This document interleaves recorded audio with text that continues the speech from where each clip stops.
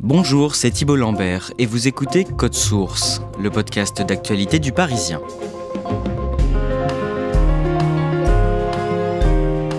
Le patron du 4e constructeur automobile mondial mis à la porte de son propre empire.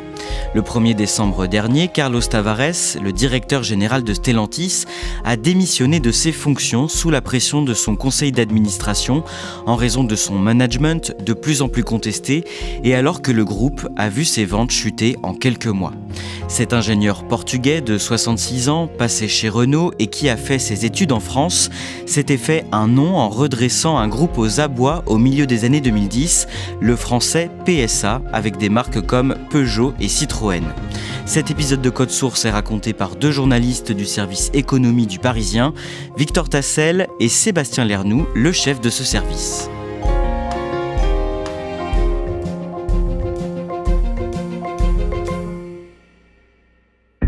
C'est donc une sortie de route définitive pour le patron du groupe automobile Stellantis. Carlos Tavares démissionne, annonce faite hier lors d'un conseil d'administration. Stellantis shares falling after the CEO, Carlos Tavares, resigned. Victor Tassel, le lundi 2 décembre, moins de 24 heures après la démission du directeur général de Stellantis, Carlos Tavares, cette annonce sème la panique à la Bourse de Paris. Dès l'ouverture, l'action de Stellantis chute lourdement, elle passe de 12,45 € à 11,20 € à peu près.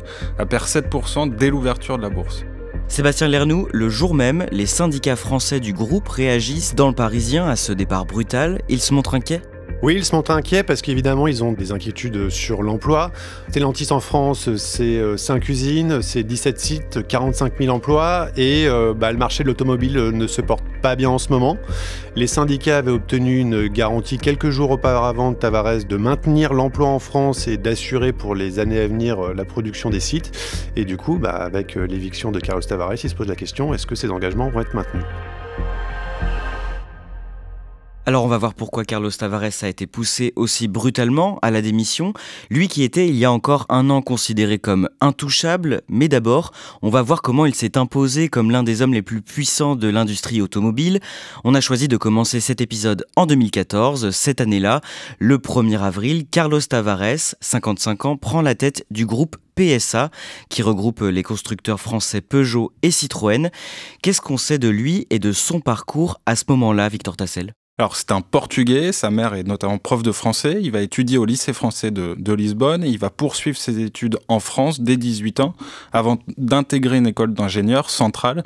Il débute dans les années 80 chez Renault, il va notamment designer la Mégane 2 et puis ensuite il va avoir une succession de postes à responsabilité chez différents constructeurs, notamment chez Nissan, jusqu'à devenir en 2011 directeur délégué des opérations de Renault, autrement dit le numéro 2 de Carlos Ghosn et qui va quitter Renault en août 2013, puisqu'il n'a pas la perspective de devenir le numéro 1 à jour à la place de Carlos Ghosn, donc il va quitter l'entreprise.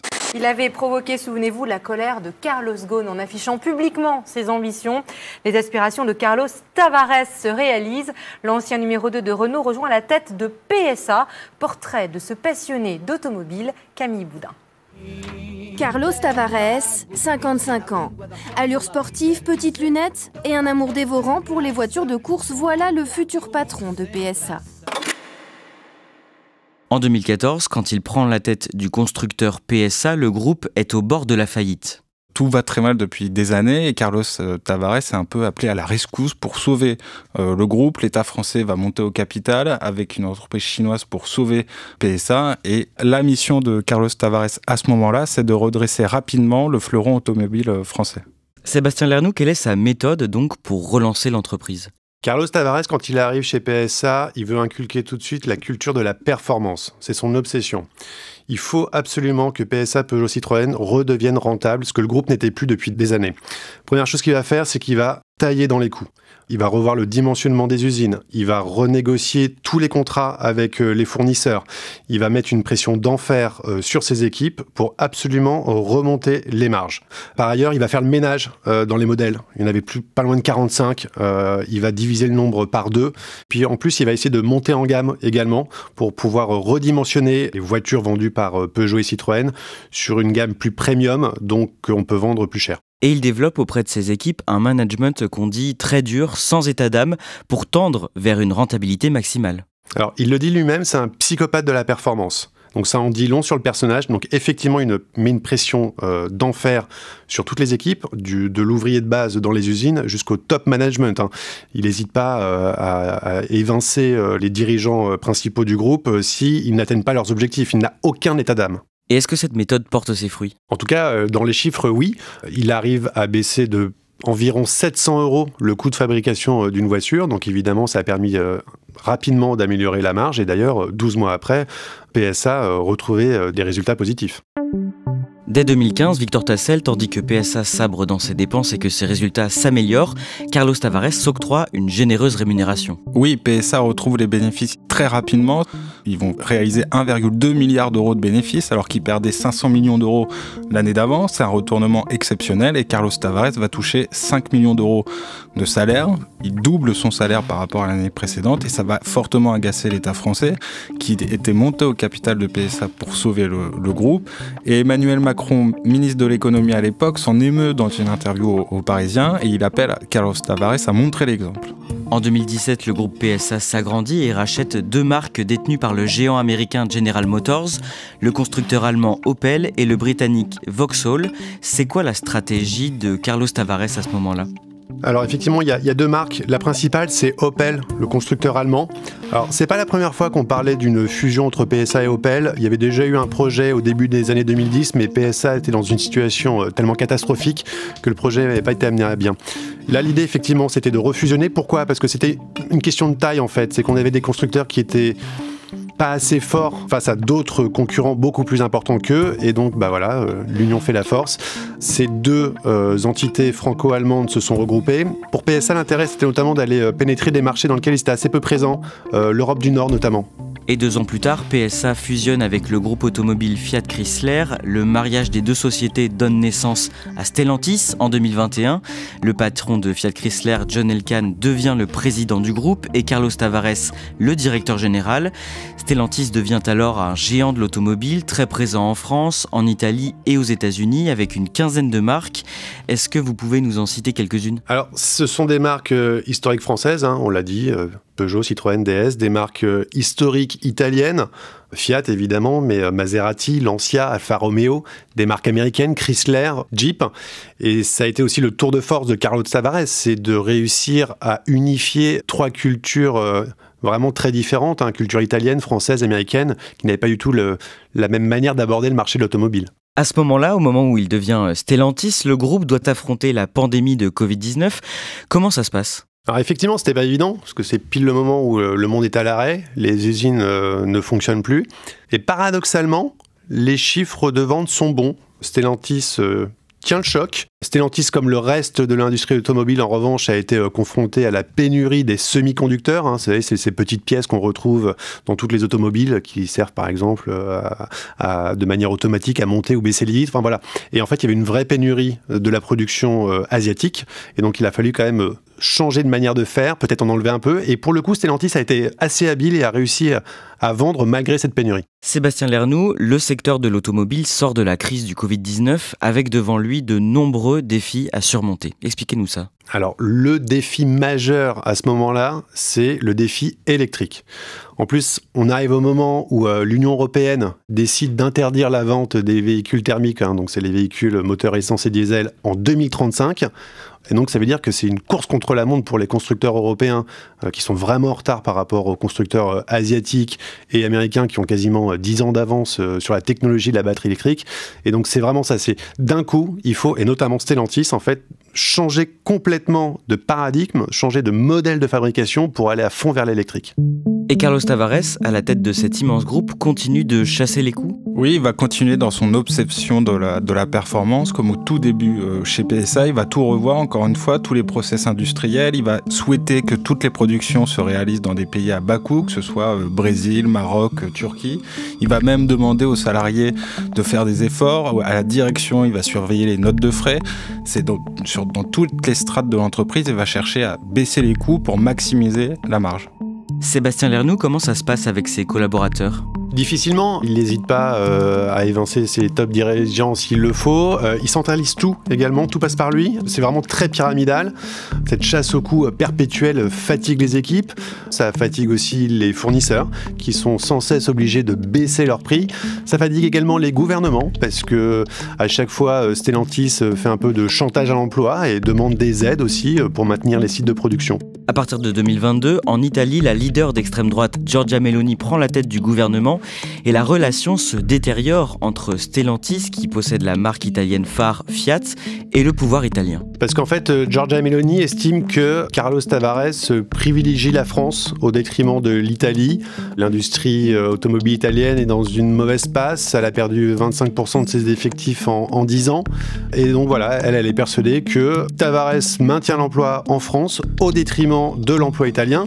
Et elle dit, à juste titre, c'est qu'au conseil d'administration de Stellantis, il y a un représentant de l'État français, mais en revanche, il n'y a pas de représentant de l'État italien. La même année, Victor Tassel, Carlos Tavares s'attribue une rémunération record. Oui, son salaire atteint 19,2 millions d'euros. Alors évidemment, il est lié aussi aux très bons résultats de Stellantis, qui va réaliser cette année-là 16,8 milliards d'euros de bénéfices nets, en hausse de 26% par rapport à l'année précédente. Pour autant, Emmanuel Macron, le président de la République lui-même, va trouver la rémunération de Carlos Tavares choquante. Est-ce que le chiffre vous choque ? Évidemment, je pense qu'on est tous dans la même situation. Soit on se dit pourquoi pas moi, soit on se dit c'est inadmissible. Et c'est choquant, c'est excessif. Pour rappel, il avait déjà rappelé à l'ordre en 2016 lorsqu'il avait eu une rémunération de 100 millions d'euros chez PSA. Et pourtant, quand vous le rencontrez pour des interviews, Sébastien Lernoux, Carlos Tavares a l'air d'avoir un style de vie plutôt sobre au regard de sa fortune. C'est vrai que quand on le rencontre, on dirait un peu monsieur tout le monde, hein. Il a des costumes qui sont pas particulièrement bien taillés, il porte des lunettes bon marché, des chaussures de moyenne gamme. Enfin voilà, on se dit pas, on a en face de nous un grand patron. Et il joue un peu le personnage, effectivement, je suis un grand patron, mais j'ai aussi une vie à côté. Un jour, on l'avait interviewé, on avait fait une interview croisée avec lui et Luca De Meo, le patron de Renault, et à la fin de l'interview, au moment où voilà, on discute un peu, on débrief, il arrête tout de suite en disant « Bon, excusez-moi, je vous laisse, mais j'ai l'anniversaire de mariage à fêter avec ma femme. » L'année suivante, l'année 2023, s'achève sur des résultats excellents pour le constructeur. Cette année-là, le groupe enregistre des bénéfices records de 18,6 milliards d'euros, en hausse de 11% par rapport à l'année précédente. Et son point mort, c'est-à-dire le moment où l'entreprise devient rentable, est extrêmement bas. Et Carlos Tavares dit lui-même que l'entreprise peut vendre 30% de véhicules en moins l'année suivante, qu'ils seront toujours rentables. Même la marge du groupe est exceptionnelle, elle atteint 14%. C'est du jamais vu dans l'automobile grand public. Normalement, ces taux de marge-là, ce sont plutôt Porsche, Ferrari qui les font. Mais quelques mois plus tard, à l'été 2024, Sébastien Lernoux, les résultats de Stellantis pour le premier semestre de l'année sont tout à coup très alarmants. En fait, c'est là qu'on se rend compte que la machine Tavares commence à se gripper. C'est en Amérique du Nord, le marché d'Amérique du Nord qui est le plus rentable pour le groupe Stellantis. On s'est rendu compte qu'il commençait à y avoir un problème, c'est que les voitures se vendent de moins en moins, elles s'accumulent sur les parkings, et en fait, c'est la stratégie de Tavares qui commence à être mise en question. Il chassait les coûts, mais également il maintenait des prix élevés. On appelle ça le pricing power, c'est-à-dire c'est l'entreprise impose ses prix au client et quel que soit ce prix-là, le client l'achète. Mais en Amérique du Nord, à ce moment-là, on a commencé à s'apercevoir qu'il y avait un retournement de tendance. C'est que les clients n'acceptaient plus de suivre les prix de Stellantis, d'autant que la qualité des modèles ne suivait pas particulièrement. Et du coup, les clients américains se sont détournés vers les concurrents du groupe Stellantis. Et le marché d'Amérique du Nord, qui était le plus rentable, a commencé à s'écrouler. Les problèmes n'arrivant jamais seuls, en Europe et en France particulièrement, Carlos Tavares doit gérer le problème des airbags Takata défectueux qui ont équipé bon nombre de ses véhicules. PSA Stellantis n'était pas responsable, car c'était vraiment un fournisseur japonais d'airbags qui était responsable, mais en tout cas ça a nui en France et en Europe à l'image de Stellantis. Victor Tassel, au mois d'octobre, le conseil d'administration de Stellantis émet un avertissement sur résultat. Qu'est-ce que ça veut dire ? Ça veut dire que les résultats seront moins bons que prévu. Stellantis annonce que sa marge va être comprise entre 5,5 et 7%, alors qu'il l'avait prévu à 10%, et que l'année d'avant, elle était aux alentours de 13%. Immédiatement, l'action va perdre de la valeur à la Bourse de Paris et va continuer sa chute. En l'espace de 6 mois, va perdre quasiment 40% de sa valeur. Mais à ce moment-là, le conseil d'administration a toujours confiance en Carlos Tavares ? Oui, tous les membres le soutiennent unanimement. Pour autant, Carlos Tavares doit partir à la retraite 1 an plus tard, le 1er janvier 2026, et le conseil d'administration prévient qu'il commence à chercher un successeur à Carlos Tavares en vue de sa retraite. Victor Tassel, on en vient au dimanche 1er décembre. Dans la soirée, le groupe Stellantis publie un communiqué surprise. Que dit ce communiqué ? Eh bien que le conseil d'administration vient d'accepter la démission de Carlos Tavares, démission surprise auquel personne ne s'attendait. Le communiqué explique que cette décision a été prise pour divergence de vues, sans plus de précision. Et cette annonce, elle surprend ? Bien qu'on savait que la situation chez Stellantis se dégradait, que Carlos Tavares n'était plus forcément en odeur de sainteté, rien ne laissait à penser qu'il pouvait partir aussi brutalement, et tout le monde pensait qu'il allait aller jusqu'à la fin de son mandat, et donc jusqu'à sa retraite au 1er janvier 2026. Sébastien Lernoux, en coulisses, qu'est-ce qui est reproché à Carlos Tavares ? Qu'est-ce qui a accéléré son départ ? Ce qu'on reproche à Carlos Tavares, déjà, c'est d'avoir un peu tardé à réagir sur les problèmes en Amérique du Nord, qui est un peu la conséquence aussi de ses relations en interne. C'est que Carlos Tavares faisait tellement peur à ses équipes qu'en fait, les problèmes ne remontaient plus tellement les gens avaient peur d'être virés du jour au lendemain. Et effectivement, il a tardé à réagir sur les problèmes en Amérique du Nord, il a tardé à baisser les prix pour écouler les stocks. Et derrière, il a voulu garder, malgré ces problèmes, des objectifs de performance très important, au point même d'effrayer le groupe qui se disait, pour des résultats de court terme, Carlos Tavares était prêt à hypothéquer Stellantis sur le long terme.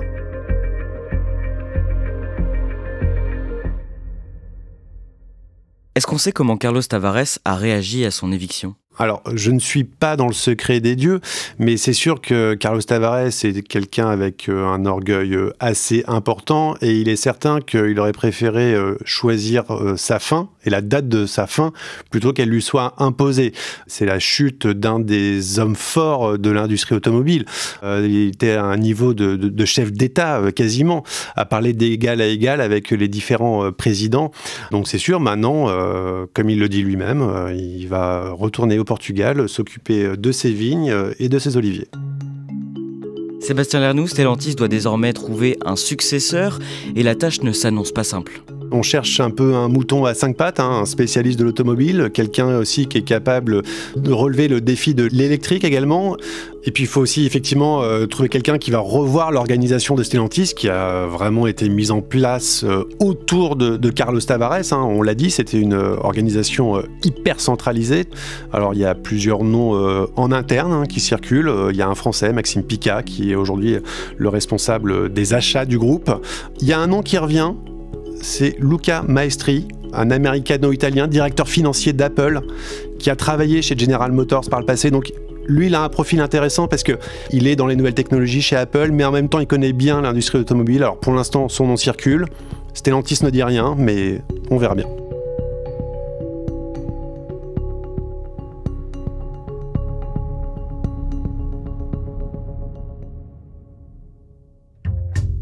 Merci à Sébastien Lernoux et Victor Tassel. Cet épisode de Code Source a été produit par Clara Garnier-Amouroux et Raphaël Pueyo.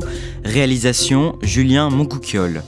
Si vous aimez ce podcast, parlez-en autour de vous, abonnez-vous à Code Source sur votre plateforme d'écoute préférée ou bien sur la chaîne YouTube du Parisien, laissez-nous des petites étoiles, des pouces en l'air et des commentaires. Ne ratez pas non plus notre podcast Crime Story. Chaque samedi, la journaliste Claudia Prolongeau raconte une nouvelle affaire criminelle avec le chef du service police-justice du Parisien, Damien Delseny.